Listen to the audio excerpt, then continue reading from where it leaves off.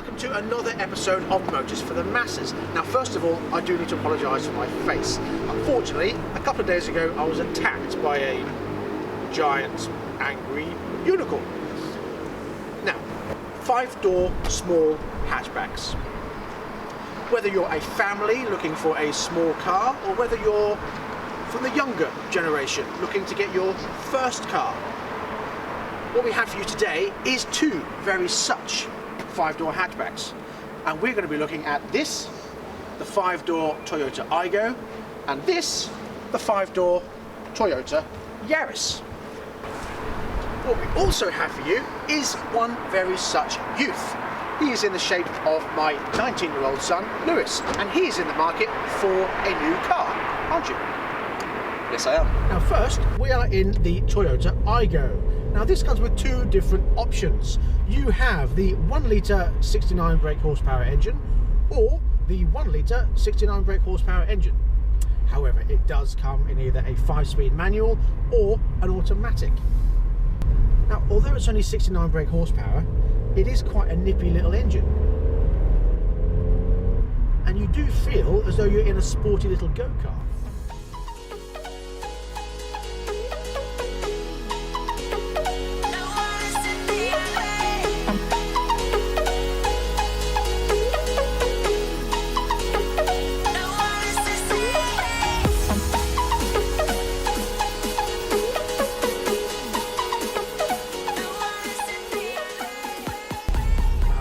The 0 to 60 figures for this car are 14 seconds, so it isn't, again, lightning quick like a lot of these new smaller engine cars, but it's all you need. So Lewis, first impressions, what do you think? Yes, all right. There you go. That's teenage speak for yes, that's pretty good. That's a positive thing. It does actually have plastic covered bits on the side, and it is a bit scratchy plastic, but it is, at the end of the day, a small car. I love this big speedo in the middle. It's very mini. It's like this huge, this is how fast you're going, you can't go any faster. And you also have this, was that an 8-inch or a 7-inch screen in the middle there? We pull away from the lights. What's raspy? Oh, I quite like that. It's got a nice sound to that. And we beat a Vauxhall. Not that we're racing, of course, because that would be irresponsible. Now, prices for this do start at around £8,500, and with the 1-litre options, they do 4 different ranges in this car. What you can do is change all the little bits, so all these little blue panels on here, you can change. The blue around the air vent and the trim on the side and on the front, you can change. So you can have different colours to match whatever your tastes are. This is something you can get parts from Toyota themselves, and apparently if you order before 11 o'clock, you can get them the same day. That's pretty good. What's the stereo like? Well, it does come with this screen. When we push the button, we get sound. Is that good enough? Yeah, it's all right. Okay. It does, however, come with a USB connector, by the looks of it, and an auxiliary. So you can stick your dash pod, whatever it is. What's it called? iPhone. iPhone, that's the one.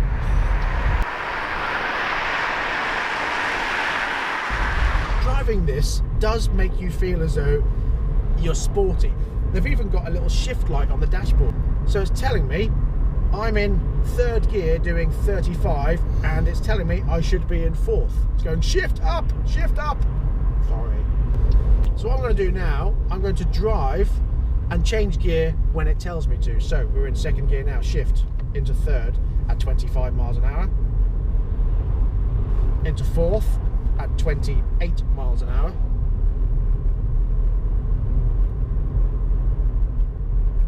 Ooh. Still going. fifth at 38 miles an hour. I don't know many people that drive like that, unless of course they're driving in a 40 limit. It wants me to drive like I'm 105 years old or I've just passed my test. Well, my aim is to make sure the shift light comes on in every gear. So we're now joining a dual carriageway. Let's see what this raspy little thing can do. Foot to the floor, here we go. It's like a 1970s rally car. Oh yes! Feel the power!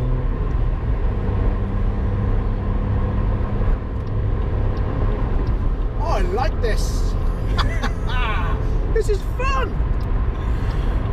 It's nippy, yeah. It is nippy. For a 1 litre 69 brake horsepower engine, this has got some pretty good poke. And I love that little rasp.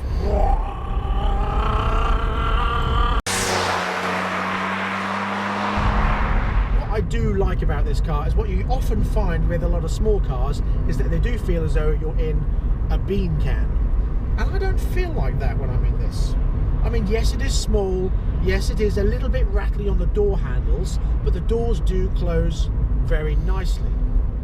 And it doesn't feel like I'm in a baked bean can. It feels like I'm just in a small, raspy little car. It's quite mini-like, actually. The handling is pretty responsive, you know. We've got no issues on that front. It's raspy. Everything is... I can't really fault it at the moment. So, where is that raspy little sound coming from? This, the 3-cylinder engine. The styling is actually very nice. I like this cross across the front. Now, these you can change at the factory, or, like I said, inside, you can actually order them before 11 o'clock and get them in time for 3 o'clock.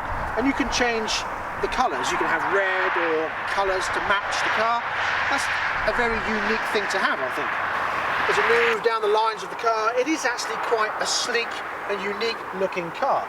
Again, Toyota have gone for this coupe style look, but it is a 4-door. Across this nice dimpled roof to this 5th door in the form of a hatch stroke boot with these nice angular, very specific lights, but very cool. So, what about rear legroom?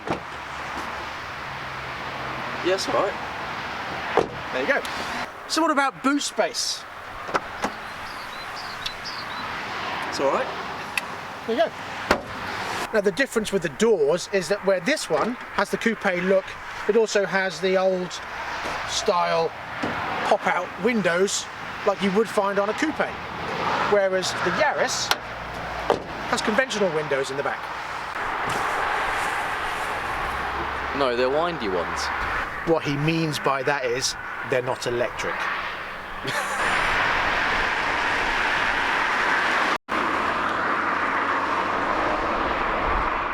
So now we're in the Yaris.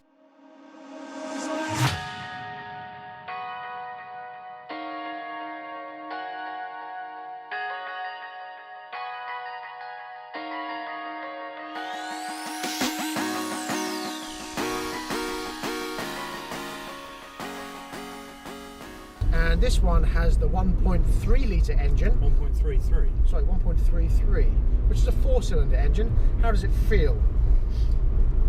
It's okay, it's fairly sprightly. I've driven quicker cars, obviously. One thing this does have is 6 gears over the 5 gears of the Aygo. Which you find you need as well, because obviously it's revving quite a lot. Right, okay. I mean, even now we're in 6th, 50 mile an hour. It just feels a bit noisy, although it's only doing 2,000 miles. How does it feel comfortability-wise in the back?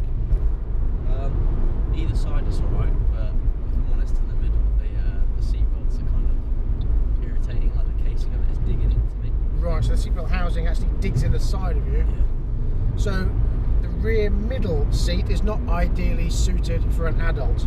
Perhaps have the seatbelt things recessed into the seat. Yes, would solve that. yes, good idea. as far as space is concerned, I actually feel as though there's more space in this, and it feels less like a baked bean can than the other one does. The other one doesn't feel too baked beany, but this one has more soft plastic. This dashboard is soft. These are soft. This is still hard, scratchy plastic, but not as scratchy as the Aygo. However, the base model of this, the 3-door version, is £11,500, and the 5-door starts at £15,500, whereas the Aygo starts at £8,500. That's a cheap car if you want just a cheap run around. Exactly. I think you're getting a lot of car in the Aygo for your money. And this, to be honest, this is not like the Yaris of yesteryear, shall we say, which was a rattly, proper baked bean can. This is actually much more well put together. Yeah, this feels okay. It's a comfortable car. So what is it that's making this Yaris a bit quicker than the Aygo? Ta-da! A 4th cylinder and a lot more torque. Now the Yaris is similar to the Aygo, but actually quite a bit different as far as style is concerned. Now this one has the big mouthy grille at the front, the same lights and the same little running lights, but it's actually a much bigger looking family car rather than the Aygo, which is like a small family car. So what about rear legroom in the Yaris? It's actually quite a bit bigger, you know, I could fit one. Anyway, moving on. So what about boot space on the Yaris? It's actually a lot more spacious in here. I could get my golf bag. So checking out the real MPG figures, this one tends to have a figure of around 48 real figures, not the ones that they put in the brochures, whereas the Aygo tends to be around 51, so it's not that much better. However, the hybrid version they do in this, they do a 1.5 litre hybrid, which comes out at about 75 MPG, and the diesel is around 70, so that's pretty good, I thought.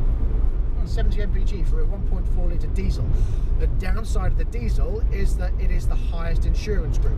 The diesel version comes out insurance group 11 for this car, whereas the 1 litre version they do, which is the same 69 brake horsepower engine as they put in the Aygo, is only group 4, whereas the Aygo is group 6. And then the middle of the range, this one, the 1.33, is group 8 insurance. So why is the diesel version of this so high on insurance? I don't know. The hybrid version is group... Actually, no, the hybrid is group 8, and this is group 6, and the 1 litre is group 4. That's right. And the hybrid is middle of the road. But the diesel, yeah, group 11. I don't understand. Why is it? I'd expect it, you know, performance to be up there with a contributing factor. But I can't see how a diesel, and only a 1.4 diesel like that, would be so much higher insurance. Doesn't make sense. No, I don't understand either. The thing with this is that performance-wise, obviously it is better. With this one, we're looking at around 11.5 seconds to 60, which is not bad. Yeah, it's not blisteringly quick. No, it's not. You know, it's not a lightning bolt, but at the end of the day, this is not what you buy this car for. No, it's a shopping car. I mean, is this something you would be happy driving? So this sort of size, possibly not really, because it seems like more of a family car. Okay, so you'd prefer the 3-door over the 5-door? Yeah, that's right. Right, okay. Because a 3-door is just that much cooler if you're 19 years old. That way, when you get your mates in the back, you can push them through the movable chair rather than open a door for them. I mean, why be sensible when you can... Makes all the sense in the world. Make things a lot more difficult for you. Because it looks cooler from the outside. That I can understand. So yeah, so this one, the 1.33, has 119 CO2s with 99 brake horsepower, whereas the diesel, the 1.4 diesel, has 90 brake horsepower and 102 CO2s. The hybrid develops just 82 CO2s, because obviously it's a mixed petrol and hybrid. So if you stick this into second gear right now and floor it and go up through the gears,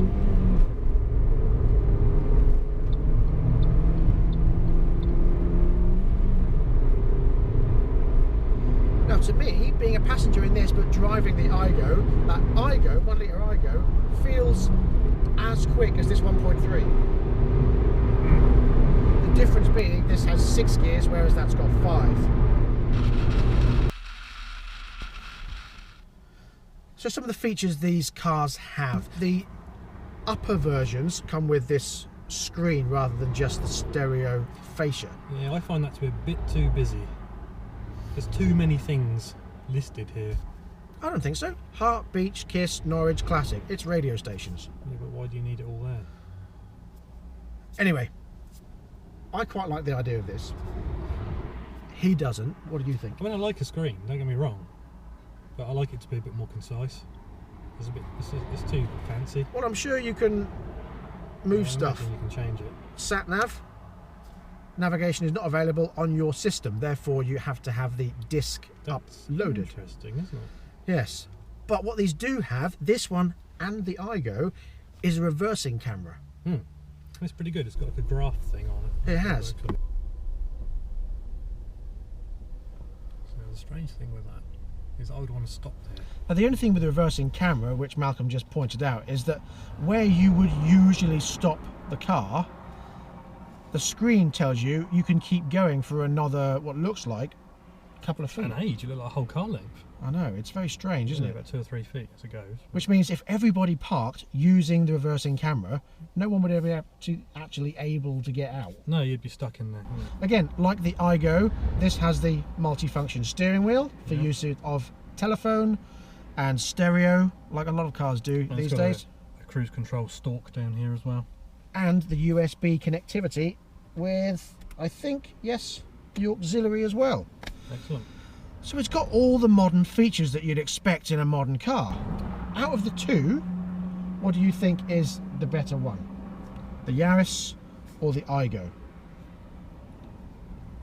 Purely off, at the moment, just looks, I prefer the Aygo. Okay. Now one feature this does have is the follow me home lights, which means when you park in your driveway, it lights up the path to your front door to provide a little bit of safety. The only thing I find with that is it's great if you park right outside the front of your house. Not so great if you park 2 streets away. So what's this steering like in this? Because I know it's electric steering. I would never have guessed it was electric steering. It's just light and precise that you'd expect in a new car. It's there. Okay. It's like the twitch. Aygo. It's very nimble. It's very much point and squirt. Yeah. Stick it into a corner, that's where it's going to go. No woolliness, no messing around. There's not a lot of body roll. It feels pretty good. So one of the questions remains that with this 5-door at £15,500 and the 5-door Aygo at £8,500, is the £7,000 difference worth paying? Now, as far as comfortability is concerned, this is a much nicer and much more comfortable car. However, for someone your age, Lewis, would you be willing to pay an extra £7,000 for this level of comfort over the Aygo? Probably, yeah. Given the space as well. There's a lot more leg room back here, bit of space as well, so you can get lots of stuff in there. It's worth it. Right, okay, interesting. So that's an interesting thing to say. Bearing in mind that obviously he's a 19-year-old looking to get a first car, the £15,500 price bracket is not out of the way if you want the extra space and you want a much more comfortable cabin. So the 4 models they do, especially for the Yaris, is the Active, the Icon, the Design, the XL and that Orange Edition.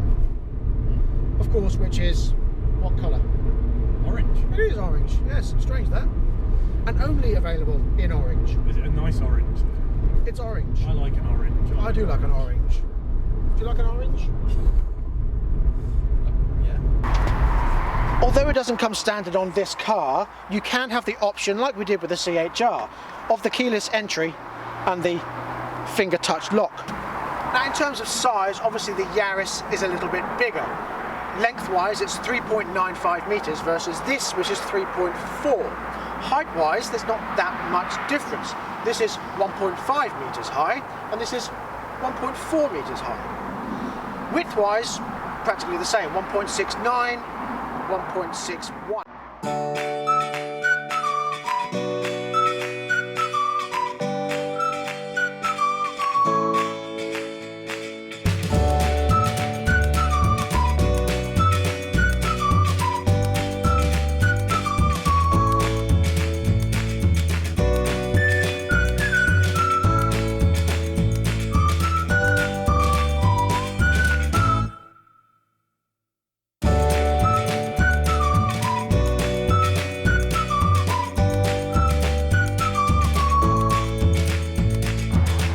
So there you have your two options, and that brings us to the end of this episode.